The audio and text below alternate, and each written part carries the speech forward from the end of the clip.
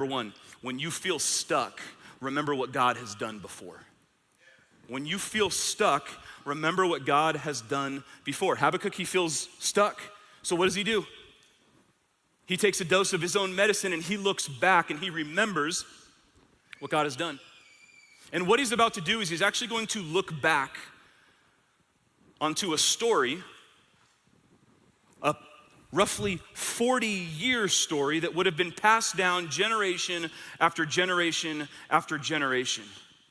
It would have been the kind of story, it would have been the kind of experience that families would have said, my great, great, great, great, great grandpa was a part of that. And he calls back, why? Because every Israelite knew that there was an incredibly faithful moment where if we're gonna wait faithfully on God, if we need to become unstuck, we have to go back and we have to remember what God has done before. And so Habakkuk goes all the way back and he looks back on the Exodus.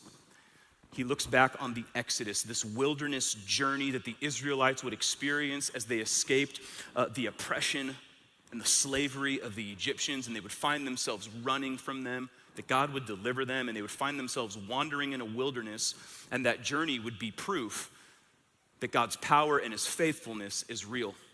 And by the way, the idea that you would pass down these generational learnings is actually biblical. Psalm 78 verses 5-8 says this, "For he issued his laws to Jacob, he gave instructions to Israel.